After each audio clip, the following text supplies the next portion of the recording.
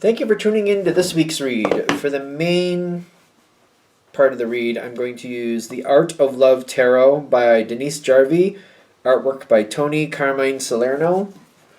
There's the full box, but if you want that information, there it is.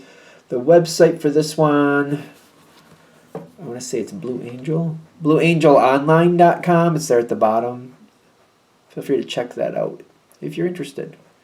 Supportive Oracle Cards, Magical Spell Cards by Lucy Cavendish. Hopefully you can see the spelling for that too if you want to. This is illustrated by Jessie Reish, which is at the top of the orange. And the website is at the bottom, hayhouse.com. Feel free to check that out if you're interested.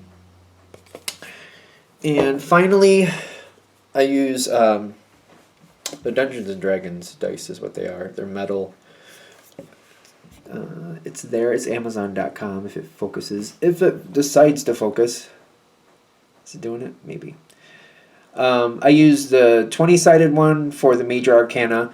There's 21 in the Major Arcana, but I just use the 20-sided dice. For the Minor Arcana, I use these 4-sided dice to decide the suit, and then I use the 12-sided dice for which number card, which only goes up to Knight, but still, that's how I use it. Anything else? I think we're good. All right, hopefully that helps, and let's get into your reading. Hello, Cancer. Thank you for tuning in to this week's read. These readings are valid for whenever you come to them. That being said, what do we have for Cancer? We got a lot of pretty cards.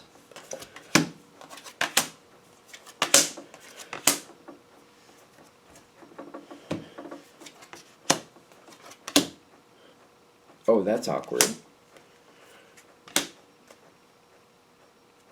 Okay.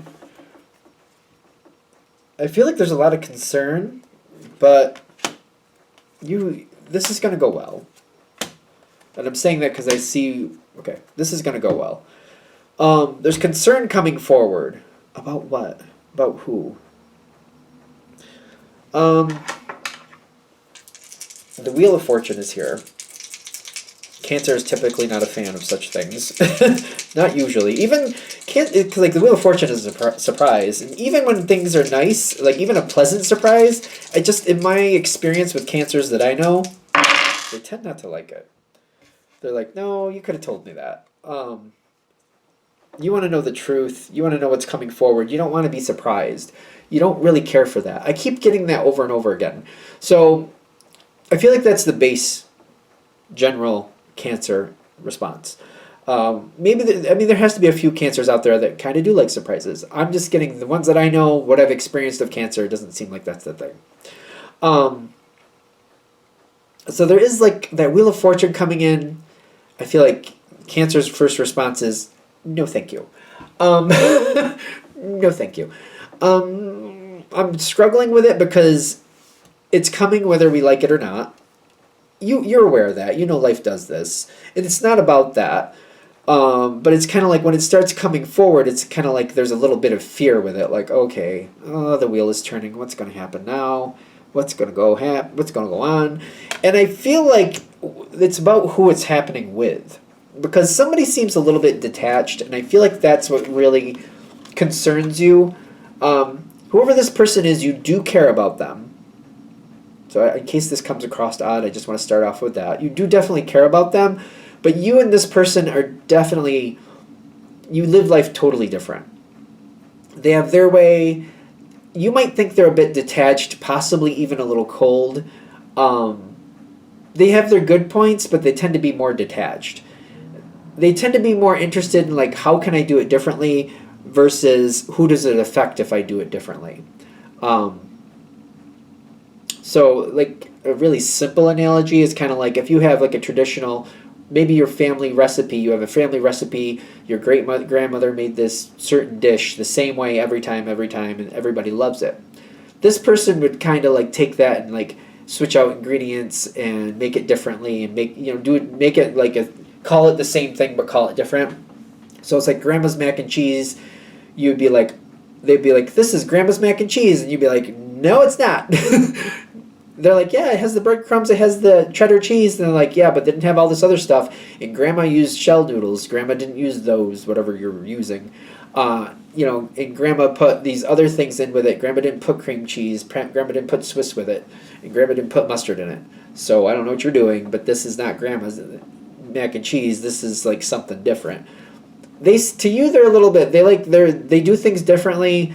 They seem to step away from tradition more than not. And it's like, and I feel like it's the contention you might have with this person is it's not bad that they want to do something different, but don't pass it off like it's the same when it's totally different. That may be a point of contention that might help you connect where this is coming from. This person is also very random and just a little bit detached. Again, it's kind of like there's something with a detached flavor here. This could be also that person, in case you need another analogy, when a passing happens in the family, they seem to be okay, or they seem to like not get upset. And you're not even sure what that's about. They might be very private about that, or it might be like some people deal with grieve in a way that's very private. They do grieve, but they don't really share that with other people. Some people laugh when they get nervous, which I know makes other people uncomfortable. Or when they're sad, they get really funny because they're it's like a coping mechanism to try to make themselves laugh, to try to make something funny because they're upset because they don't want to deal with it, which is their way. That's how they have to do it. I'm not trying to make excuses for that person, but I'm just saying it's not that they're cold, it's just the way they handle things to you is very detached and not really appropriate. That may be a lot of things too. They're also very random. This might be a person that changes jobs. They might go from a really good stable job and then all of a sudden you find out they're working at a fast food joint and you're like, what just happened there? Like, why did they do that? They'll be like, I just wanted to change. And you're like, you chose that change? Might be a point of contention with you and them that way too. They live life totally different from the way you do. But overall, they get along with everybody else. And it's not that you don't get along with them, you just kind of look at them sideways every now and then, kind of like, what are you doing and why did you do that? This is the person this is going to be centered on, this situation.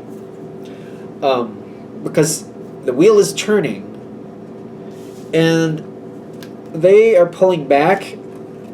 They don't seem to take it as seriously as everybody else, but they're not explaining what they're going to do next. This Wheel of Fortune turns. It looks bad. It does look bad, but I feel like there's things going on behind the scenes that they're not being shared with everybody. Whatever's going on here, you're not being told what the next step is going to be to make this go better, or for this to heal, or for this to be a good thing.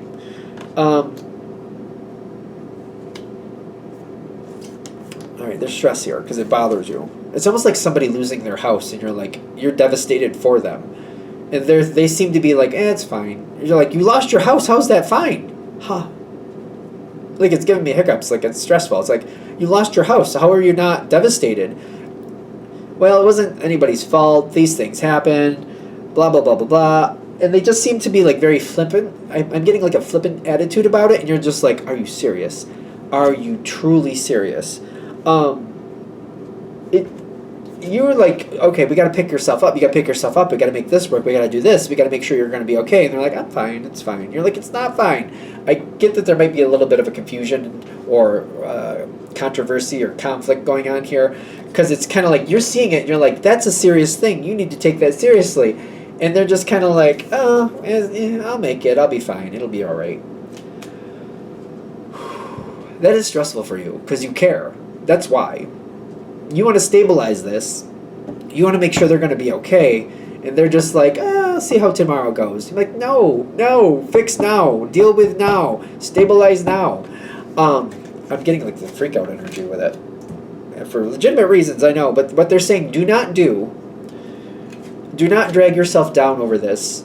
Trust that they're just not telling you something. They seem to know what's going to happen. They don't seem to want to tell you for whatever reason. And I just feel like if you try to push for it, it's just not happening. Try to avoid the stress. If they say they have it under control, step back. Let's see what they do with it. That's a lot to ask, but What I'm getting is coming from this is like, it's very contrary to what you're ready for, but the devil is coming forward. This is actually a good thing.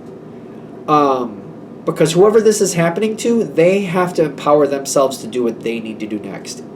It's a general read, I know that, so take it with a grain of salt, but I'm getting like, step back, give them space to figure it out on their own. Because when they realize that they actually have to figure it out, better choices come out of this. Better paths forward. If somebody else helps them choose or tries to take care of it for them, it's going to be an unstable path, and it won't last. They need to choose their path. They need to be in that corner so that they can be like, all right, I hate this corner. I'm stuck in this corner. I have to get out of this corner. I don't want to be in this corner again. What path is going to keep me from being back in this corner?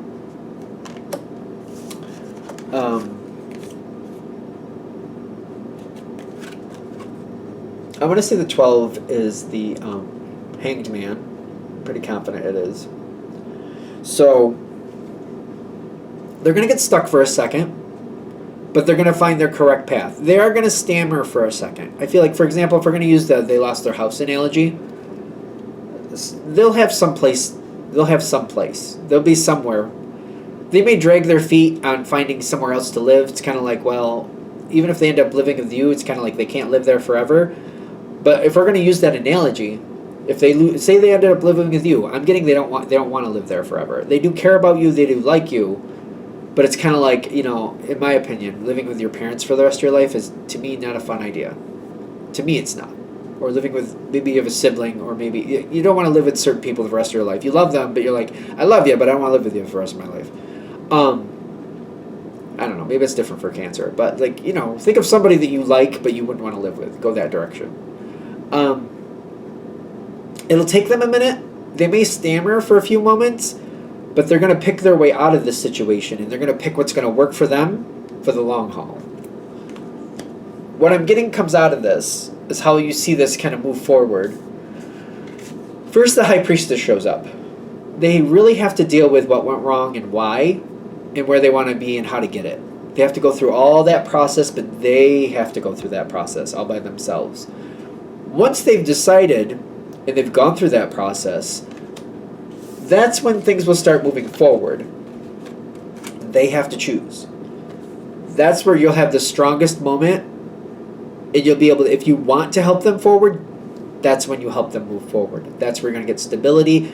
That's why it's almost like realizing why ever they lost that house, they don't want to have that problem again, so they're going towards something different, something more safe, something more reliable. That's when you can help them find what they need to find, do what they need to do, pull it together the way they need to pull it together. It'll be a lot better, a lot stronger. They'll be a lot more protected there. And you'll feel a lot more confident that that's what they chose. You'll be a lot happier with that choice.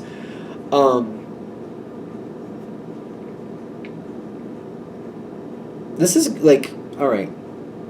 I feel like what this is this is like how this is affecting you. I also feel like if this situation kind of runs you over because you're concerned for somebody else, that's not going to help you health-wise. So do your best to like step back and detach. So if there's a favorite show, or like trying to make sure you get enough sleep if you don't end up having insomnia over this,